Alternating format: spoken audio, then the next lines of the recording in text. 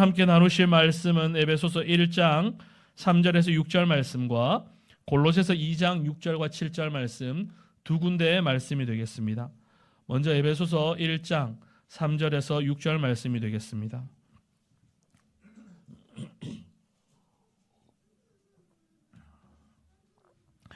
에베소서 1장 3절에서 6절 말씀 우리 찾으셨으면 함께 합독하시겠습니다. 찬송하리로다. 하나님 곧 우리 주 예수 그리스도의 아버지께서 그리스도 안에서 하늘에 속한 모든 신령한 복을 우리에게 주시되 곧 창세전에 그리스도 안에서 우리를 택하사 우리로 사랑 안에서 그 앞에 거룩하고 흠이 없게 하시려고 그 기쁘신 뜻대로 우리를 예정하사 예수 그리스도로 말미암아 자기의 아들들이 되게 하셨으니 이는 그가 사랑하시는 자 안에서 우리에게 거저 주시는 바 그의 은혜의 영광을 찬송하게 하려는 것이라. 아멘. 이어서 골로새서 2장 6절과 7절 말씀이 되겠습니다.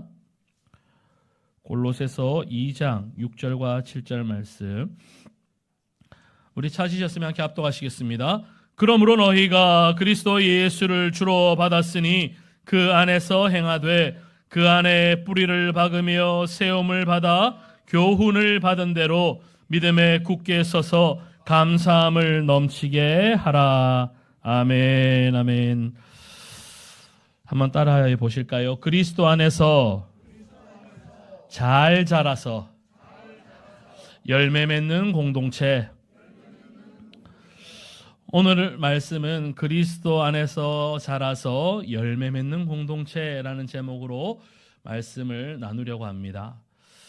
저는 오늘 평소와 조금 다른 마음으로 하나님의 말씀 앞에 서려고 합니다. 뭐냐?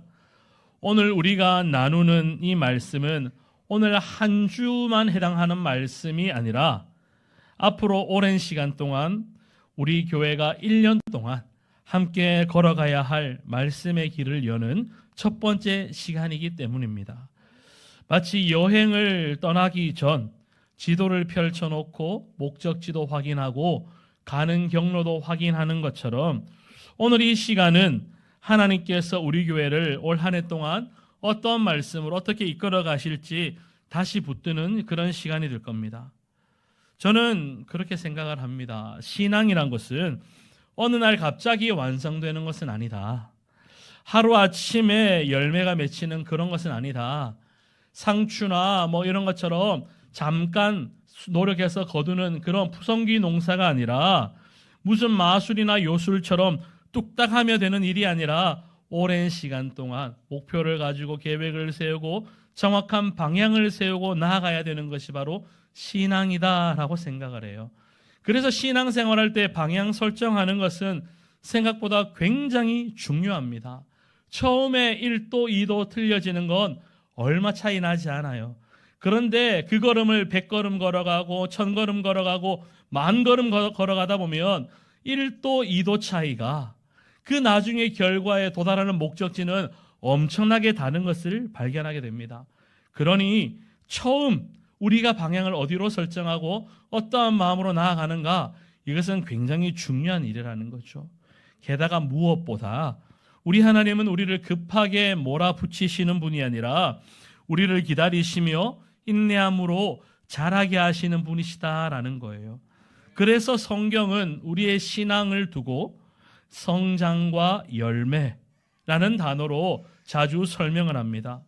씨앗이 심기고 뿌리가 내려지고 줄기가 자라며 마침내 열매를 맺듯이 우리의 신앙도 그러한 과정을 거쳐서 자라가야 한다는 거예요. 그래서 올해 우리는 하나의 분명한 방향을 붙들고 그 말씀을 향해서 나아가려고 합니다. 이 방향은 한 문장으로 정리할 수 있을 거예요. 저기 옆에 나와 있는 표어, 그리스도 안에서 자라서 열매 맺는 공동체. 한번 따라해 보실까요? 그리스도 안에서 자라서 열매 맺는 공동체. 그리스도 안에서 잘 자라서 좋은 열매 맺는 공동체. 이것이 올 한 해 우리가 나아가야 할 방향이고 표어라고 할 수 있을 겁니다. 이 말씀의 여정을 위해서 하나님께서 우리에게 주신 두 권의 서신이 바로 에베소서와 골로새서 말씀입니다. 저는 올 한 해 이 두 서신, 이 에베소서와 골로새서 두 서신을 붙들고 잘 자라고 좋은 열매 맺는 공동체로 우리가 함께 하나님 앞에 서기를 원합니다. 그러면서 첫 번째는 하나님은 우리를 자라게 하시는 분이라는 거예요. 에베소서는 우리에게 가장 먼저 이 질문을 던집니다. 너는 누구냐? 너는 누구냐? 너는 누구냐? 우리는 신앙생활하면서 자주 이런 질문을 접하기도 합니다. 내가 더 봉사해야 되는 것 아닌가? 내가 더 기도해야 되는 것 아닌가? 내가 더 헌신해야 되는 것 아닌가? 이런 질문을 하기도 합니다. 그러나 에베소서는 그 질문보다 먼저 이 질문을 붙들기를 원합니다. 뭐냐? 하나님께서 이미 너를 위해서 무엇을 하셨는가? 하나님이 이미 나를 위해서 무엇을 하셨는지를 깨닫기를 원하고 있는 거예요. 하나님이 나를 위해서 무엇을 해주셨는지를 깨닫게만 되면 그 다음은 그냥 일사천리로 풀어져 간다는 거죠. 에베소서 1장은 그래서 이렇게 시작합니다. 하나님께서 창세전에 우리를 택하시고 그리스도 안에서 하늘에 속한 모든 신령한 복을 이미 우리에게 주셨다라는 거예요. 이 말씀은 우리가 잘해서 선택받았다는 이야기가 아니에요. 우리가 뭔가를 이루어서 하나님의 자녀가 되었다라는 뜻도 아닙니다. 우리가 잊지 말아야 하는 것은 우리 신앙의 출발은 언제나 하나님의 은혜입니다. 나의 나 된 것 하나님의 은혜인 거예요. 하나님이 나를 먼저 자녀 삼아 주셨고 하나님이 이미 내 죄를 사하여 주셨기 때문에 우리가 이 자리에 앉아서 하나님을 예배하게 되는 거예요. 우리는 곧잘 그것을 잊어버립니다. 내가 무엇인가 했기 때문에, 내가 무엇인가 공로가 있기 때문에, 내가 아니면 하다못해 오랜 시간 동안 신앙생활 했기 때문에 하나님을 자녀로 부를 수 있다, 하나님을 아버지라 부를 수 있다라고 생각을 합니다. 하지만 그것이 아니라 우리는 하나님의 은혜로 말미암아 우리는 하나님을 아바 아버지, 하나님을 아빠로, 하나님을 아버지로 부를 수 있는 그런 존재가 되었다라는 거예요. 이것을 절대로 놓쳐서는 안 되고 이 사실은 절대로 흔들려서는 안 되는 우리 신앙의 기초인 줄 믿습니다. 그럼에도 불구하고 우리는 종종 스스로를 초라하게 바라볼 때도 있습니다. 나는 아직도 부족한데, 나는 여전히 잘 넘어지는데, 나는 믿음이 없는 것 같은데 라고 스스로를 바라보기도 한다는 거죠. 그러나 에베소서는 분명히 이야기를 합니다. 우리의 정체성, 지금 우리의 정체성은 오늘을 살아가는 우리의 모습에 의해서 결정되는 것이 아니라 이미 부어주신 하나님의 은혜와 이미 용서해 주신 하나님의 사랑으로 말미암아 우리의 정체성은 결정되었다는 거예요. 사단은 우리를 늘 이것을 바꾸어 버리는 거예요. 야, 너 예전에는 그랬지만 지금은 아니잖아. 지금 네 모습, 네 꼬라지를 봐라. 네가 어떻게 하나님의 자녀라고 할 수 있겠냐? 너는 가만히 보니까 나와 닮았어 라고 하면서 우리의 정체성을 흔들어 간다는 거예요. 그러나 주님 분명히 말씀하세요. 우리를 용서해 주셨고 우리를 주님의 자녀 삼아 주셨고 우리를 하나님의 나라의 백성으로 삼아 주셨음을 분명히 약속하고 있다는 거예요. 그래서 이 에베소서의 말씀, 아니 더 나아가 성경의 모든 말씀들이 우리에게 가르쳐 주시는 우리의 정체성, 우리의 신분은 오늘을 살아가는 우리의 모습으로 결정되는 것이 아니라 현재의 모습이 정하는 것이 아니라 이미 하나님의 은혜에 의해서 결정났다는 거예요.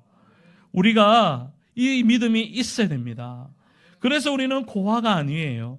하나님께서 우리를 자녀 삼아 주셨고 하나님이 친히 우리의 아버지가 되어 주셨기 때문에 우리는 의미 없이 이 세상 가운데서 어디에서 와서 왜 살며 어디로 가는지 그 방향을 알지 못하고 떠돌다가 지옥 불구덩이로 떨어지는 존재가 아니라 하나님 나라의 백성이 되어서 하나님의 자녀가 되어서 이 세상에서 순례자의 걸음을 걷다가 순례자의 삶을 살다가 하나님께서 우리 땅에서 우리의 삶의 세월이 다 끝나며 수고했다.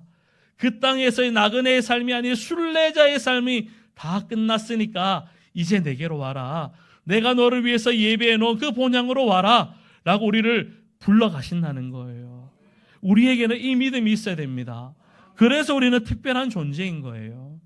우리가 돈이 많아서, 우리가 잘나서 무엇인가 많은 것을 했기 때문에 특별한 존재가 아니라 하나님이 우리를 이미 사랑하셨기 때문에, 그리고 우리는 어디에서 와서 왜 사는지, 어디로 가는지 그 방향을 분명히 알고 있기 때문에 우리는 특별한 존재라는 거예요. 그래서 우리는 너무너무 복덩어리 인생인 거예요. 이 정체성이 회복되고 굳건할 때 우리의 신앙은 흔들리지 않습니다. 뿌리 깊이 내려간 나무는 바람에 쉽게 흔들리지 않는 것처럼 은혜가 분명한 성도는, 이미 하나님의 은혜로 가득 찬 성도는 상황이 아무리 날뛰어도, 아무리 칠흑같이 어두워도, 사방이 우겨쌈을 당해도 무너지지 않는다는 거예요. 넘어질 수는 있어요. 쓰러질 수는 있어요. 하지만 아주 엎드러지지 않는다고 주님은 말씀하고 계신다는 거예요. 우리가 왜 넘어지지 않겠어요? 넘어지잖아요. 왜 낙심이 안 될까요? 낙심될 때도 있어요. 하지만 완전히 엎드러지지 않고 완전히 가루가 되지 않는 것은 우리가 이미 복덩어리이기 때문인 거예요. 한번 따라해 보실까요? 나는 복덩어리입니다. 이러니까 좀 약한 것 같아요. 이렇게 손을 딱 하면서 스스로를 귀하게 여기셔야 돼요. 자, 한번 해보실까요? 자기를 막 열심히 두드리면서 나는 복덩어리입니다. 한번 해보겠습니다. 시작! 나는 복덩어리입니다. 아멘, 할렐루야. 여러분은 복덩어리 인생인 줄 믿습니다. 올 한 해 제가 주구장창 말씀드릴 거예요. 나는 복덩어리입니다. 나는 복덩어리입니다. 제가 나는 복덩어리입니다라고 말씀드린 이유는 돈이 많아서 아니에요. 우리가 뭔가 인물이 좋아서, 물론 여러분도 인물이 좋아요. 참 좋아요. 그런데 그것보다 이미 하나님의 은혜로 하나님의 자녀되었기 때문에, 왕이신 하나님의 자녀가 되었기 때문에 우리는 복덩어리 인생을 사는 줄 믿습니다. 이 믿음 가지고 한 해의 그 말씀을 굳건히 붙잡고 살아가는 우리 모두가 되실 줄 믿습니다. 그리고 또한 에베소서가 가르치는 중요한 것 중에 하나는 바로 교회예요. 교회. 에베소서는 교회를 논할 때 빼먹을 수가 없는 아주 중요한 서신인데, 이 교회는 단순히 사람들이 모이는 장소가 아닙니다. 에베소서는 교회를 두고 그리스도의 몸이라고도 하고 하나님의 집이라고도 하고 성령이 거하시는 처소라고도 말합니다. 이 말은 교회가 완벽하다는 의미가 아니에요. 하나님의 몸이니까, 하나님의 집이니까, 성령이 거하시는 곳이니까 교회는 완벽해야 돼가 아니에요. 오히려 연약한 사람들이 모였지만 하나님이 그 교회를 집으로 삼아주시고 성령의 바람을 불어넣어 주시고 그리스도께서 함께 하심으로 그 교회 공동체가 함께 자라가는, 생명을 경험하고 회복을 경험하는 그런 성장 공동체가 바로 교회라는 거예요. 교회를 두고 그래서 아이고 좀 부자만 오면 좋겠는데 왜 저렇게 지지리도 가난한 사람들만 올까? 아이고 젊고 건강하고 예쁜 사람들만 왔으면 좋겠는데 왜 저 사람은 저렇게 병든 사람만 올까? 그렇게 책망하면 안 된다는 거예요. 교회는 문제 있는 사람들이 오는 곳이에요. 교회는 연약한 사람들이 오는 곳이에요. 교회는 귀신 들리고 병들고 삶에 어려움 있는 자들이 와서 문제 해결받고 생명을 얻고 회복을 얻고 하나님의 은혜를 누리는 곳이 바로 교회라는 거예요. 여러분 만약에 병원 갔는데 저기 기침 콜록콜록 하는 사람 왜 교회 왔어? 왜 병원 왔어? 집에 좀 들어앉아 있지. 저 사람 막 가래침 받는데 그 가래침으로 내게 병균이 옮을 것 같아요. 왜 교회 병원 와가지고 저 사람 저렇게 콜록콜록 하는지 그 사람 타박하면 될까요? 안 될까요? 안 되는 거예요. 병원은 아픈 사람들이 가게 되어 있는 거예요. 병원에 두고 아픈 사람 오지 마라고 하면 병원에서 다 굶어 죽으라는 이야기예요. 병원 문 닫으라는 이야기예요. 병원은 아픈 사람들이 가게 되어 있는 거예요. 밥집에 갔어요. 밥집에 갔는데 배고픈 사람이 와야 되는데 밥을 잔뜩 먹고 온 사람이 와가지고 나는 밥을 많이 먹었으니까 물 한 잔만 주시오 라고 하면 뭐라 하시겠어요? 물은 주는데 그 사람 또 나가고 나면 뒤에 소금 뿌릴지도 몰라요. 물론 요즘은 사람들이 인심이 좀 이제는 하도 유튜브나 인터넷 떠들어서 문전박대하는 경우는 잘 없긴 하겠지만 사람이 그게 아니잖아요. 식당은 배고픈 사람이 가는 곳이고, 병원은 아픈 사람이 가는 곳이고, 학교는 배움이 필요한 사람이 가는 곳이잖아요. 교회는 그런 사람들이 몰려오는 거예요. 문제 있는 사람, 연약한 사람, 삶에 어려움이 있는 사람, 심지어 귀신 들린 사람, 온갖 어려운 사람들이, 각색 병자들이 몰려오는 곳이 바로 교회인데, 그 교회를 주님은 그대로 내버려 두시지 않고 주님이 함께 하심으로, 성령이 함께 하심으로 자라게 하신다는 거예요.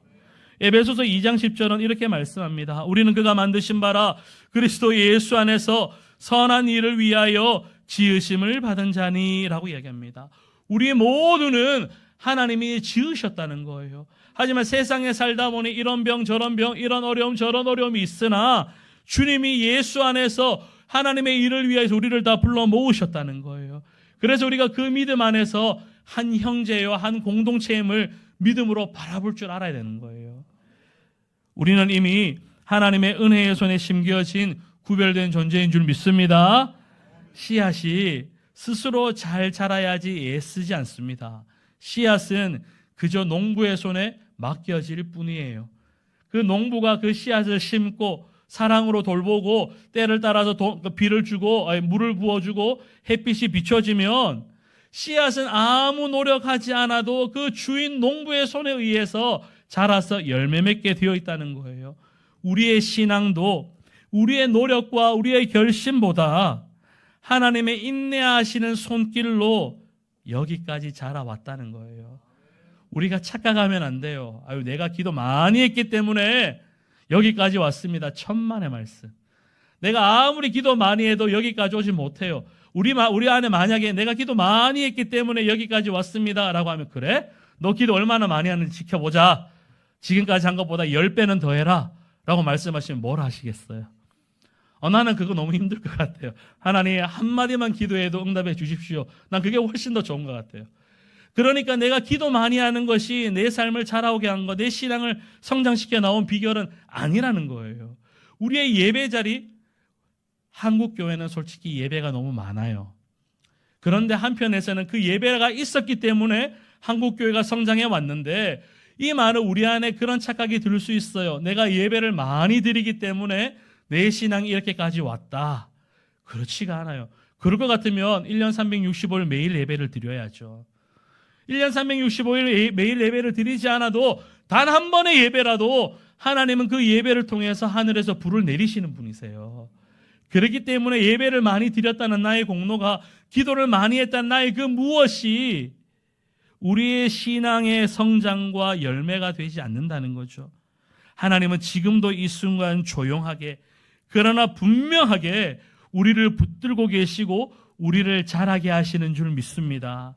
우리가 그 믿음 안에서 한 해 동안 이 에베소서의 말씀을 통하여서 잘 자라는 우리 모두가 되실 줄 믿습니다. 두 번째는 그리스도는 우리를 열매 맺게 하시는 분이시다라는 거예요. 에베소서가 우리의 뿌리를 다지는 말씀이었다면 골로새서는 우리의 삶에 열매를 맺게 하시는 말씀이라는 겁니다. 그래서 골로새서는 아마 하반기쯤 보게 될 것 같은데, 골로새서가 반복하면서 강조하는 메시지는 아주 분명해요. 뭐냐? 그리스도면 충분하다라는 거예요. 우리는 신앙생활 하다 보면 자꾸 무엇인가 더 하려고 합니다. 이것도 있어야 되고 저것도 필요하다라고 느껴집니다. 게다가 세상은 늘 말을 해요. 더 가져야 한다. 더 이루어야 한다. 더 많이 증명해야 한다. 이런 것들로 세상은 더 가지라고 이야기를 합니다. 그러나 골로새서는 단호하게 이야기를 해요. 예수 그리스도 안에 신성의 모든 충만함이 있고 예수 안에 있는 너희도 이미 충분하다라고 이야기를 합니다. 골로새서 1을 2장 6절과 7절, 오늘 본문은 이렇게 말씀합니다. 우리 다 같이 한번 읽어보겠습니다. 시작.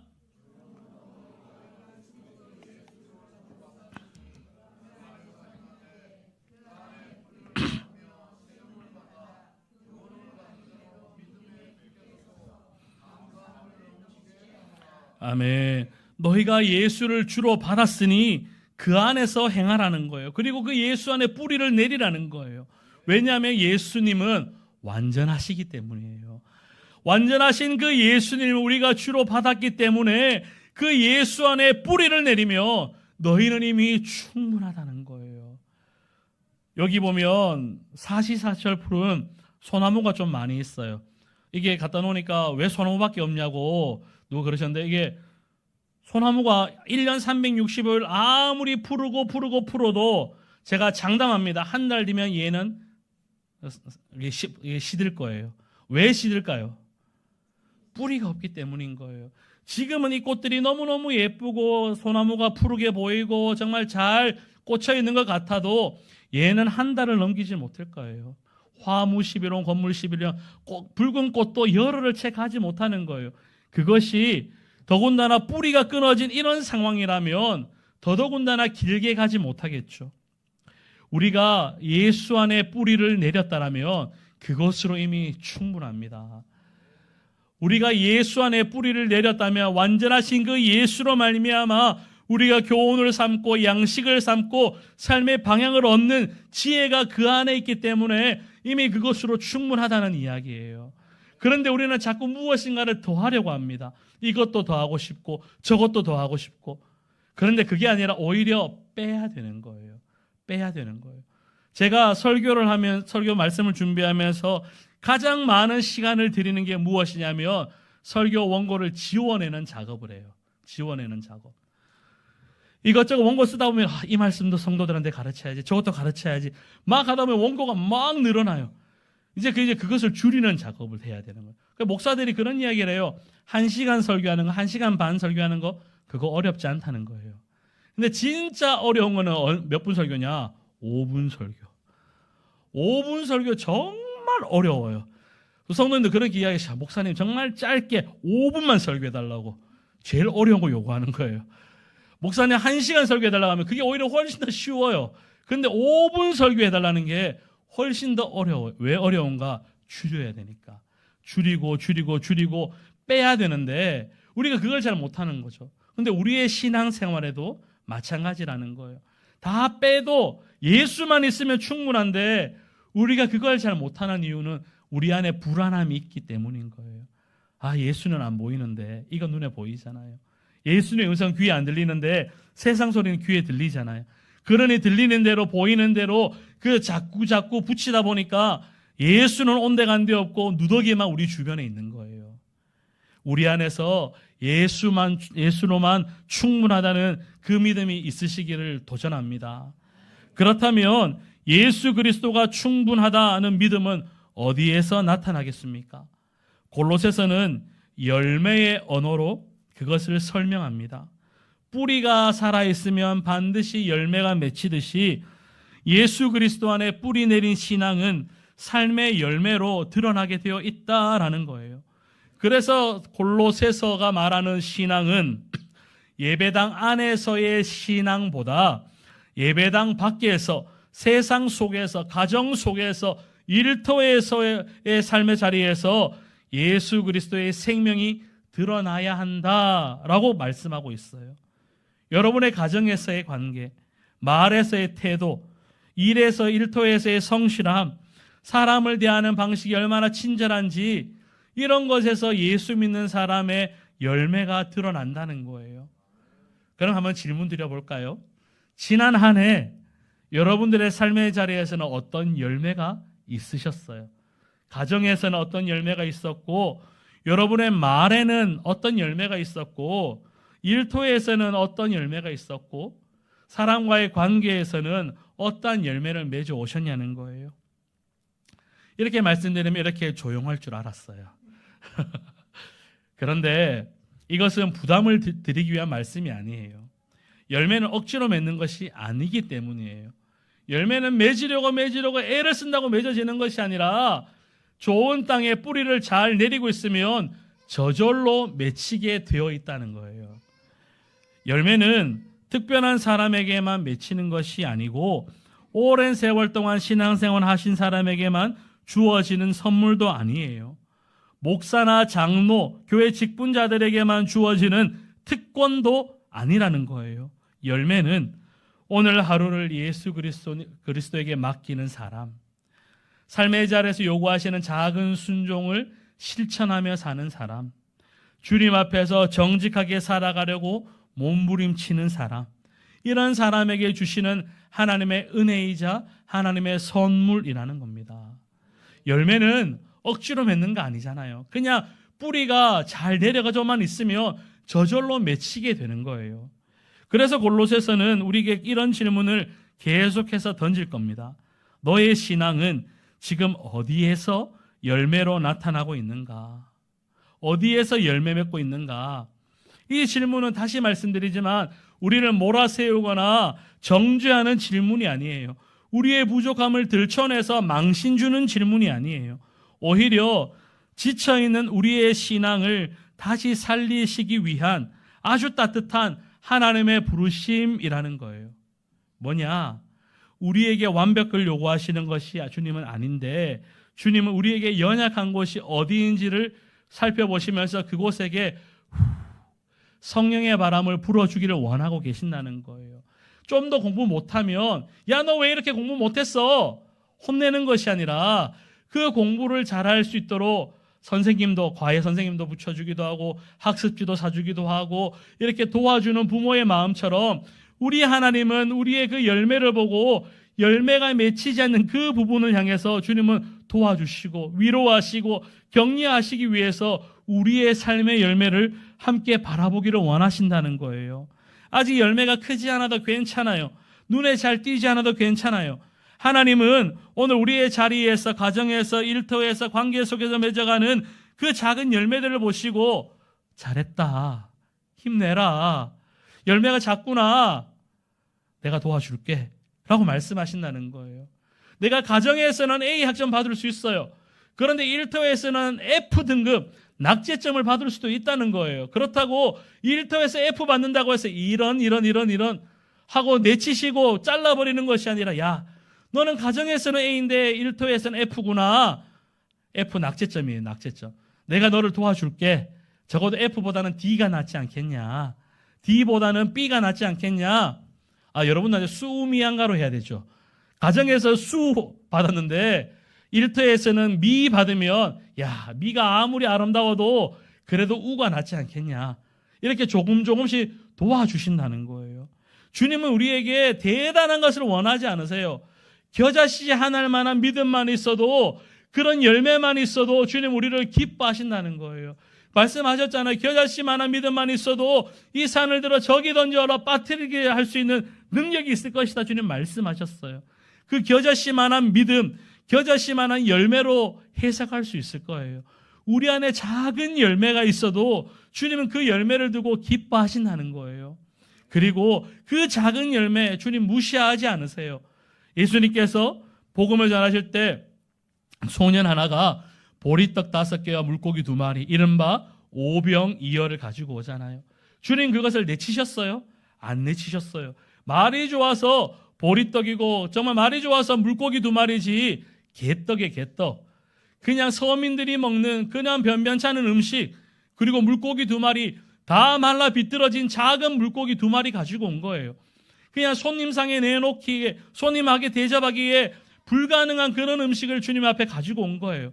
근데 주님 그것을 탓하지 않으셨어요.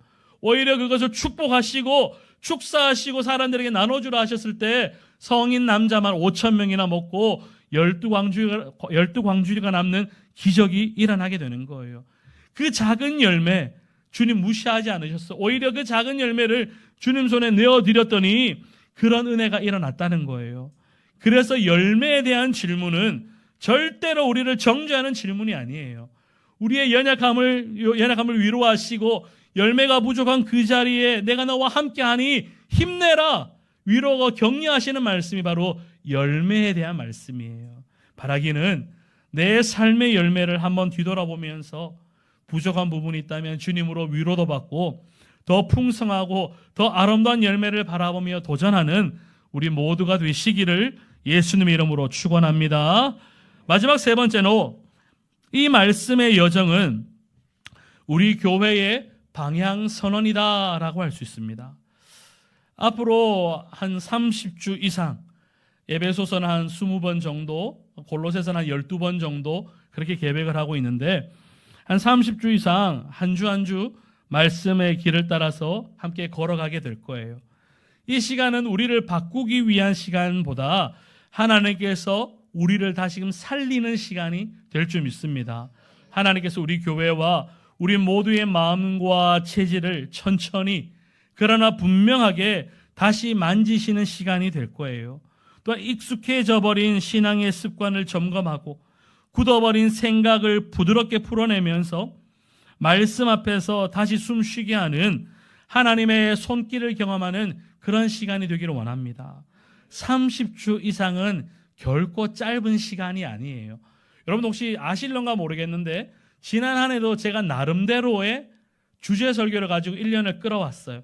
상반기에는 성령에 대한 말씀으로, 하반기에는 성장하는 공동체에 대한 말씀으로 말씀을 나누었어요. 또 그전에는 행복한 사람에 대해서 말씀을 나누었고, 또 믿음의 사람이란 이런 사람입니다 라고 말씀도 나누었고, 또 그전에는 여호수아의 말씀을 가지고 주제를 가지고 쭉 말씀을 나누고 있어요. 이렇게 긴 호흡을 가지고 말씀을 나누는 이유는 우리 하나님은 우리를 천천히 그 방향으로 다듬어 가기를 원하고 계시기 때문인 거예요. 어떤 주는 이러다 보면 말씀이 잘 이해되지 않을 때도 있어요. 어떤 주에는 그 말씀이 불편하게 여겨질 때도 있어요. 어떤 때는 그 말씀이 내 마음을 깊이 찌르는 말씀이 될 수도 있고, 어떤 때는 그 말씀으로 위로받을 때도 있어요. 또 어떤 때는 도무지 무슨 말인지 이해가 되지도 않고 그냥 지루하게만 느껴지는 시간이 있을 수도 있어요. 그러나 그 모든 시간 속에서 하나님 단 한 번도 우리를 포기하지 않으시고 끝까지 빚어 가실 거예요. 올 한 해 나눌 설교는 지식을 쌓기 위한 강의 설교도 아니고 성경을 더 많이 아는 사람이 되기 위한 성경 공부의 시간도 아니에요. 이 말씀을 통해서 우리의 삶의 방향을 다시금 세우고 우리의 신앙의 중심을 바로 뿌리내리고 잘 자라서 좋은 열매 맺기 위한 우리 신앙의 좋은 방향이 될 겁니다. 게다가 이 여정은 결코 목회자 혼자 걷는 길이 아닙니다. 성도 한 사람 한 사람이 우리 모두가 함께 걸어가야 되는 거예요. 같은 말씀을 듣고 같은 질문 앞에 서고 같은 기도의 제목을 품고 부르짖어 기도할 때 그 공동체는 함께 성장해 가는 거예요. 속도가 좀 달라도 괜찮아요. 누구는 한 2발자국 걸어갈 수 있고 누구는 한 발자국 걸어갈 수 있어요. 그러나 중요한 것은 함께 같은 방향을 향해서 걸어가는, 그래서 함께 자라고 함께 열매 맺는, 함께 한다는 거예요. 그래서 신앙의 공동체가 훨씬 더 중요한 법이죠. 저는 하나님께서 우리 교회를 이렇게 이끌어 가시기를 원한다고 믿어요. 은혜에 깊이 뿌리 내린 교회, 그리스도 안에서 조금씩 그러나 날마다 자라가는 교회, 그리고 삶의 자리마다 작지만 분명한 열매가 맺히는 교회. 저는 이런 모습으로 한 해 동안 하나님께서 우리 교회를 이끌어 가실 줄 믿습니다. 이 말씀의 여정은 그래서 그런 교회가 되기 위한 하나님의 주신 방향의 선언이고 하나님 앞에 선 우리의 고백인 줄 믿습니다. 말씀을 마무리하면 오늘 우리는 출발선에 서 있어요. 사실 저는 지난 가을부터 이 작업을 시작을 했어요. 내년에는 무슨 말씀을 나눌까? 어떤 말씀을 함께 나아갈까? 그런 이 출발선 앞에 저는 10번도 20번도 더 섰던 것 같아요. 어떻게 나아갈까? 어떻게 갈까? 그런데 하지만 우리 똑같은 마음으로 출발선 앞에 서 있어요. 주님은 완주보다 함께 하기를 원하고 계세요. 그러면서 함께 붙들어야 될 신앙의 고백은 이겁니다. 나는 은혜의 뿌리 위에 서 있다. 그리고 그리스도면 충분하다.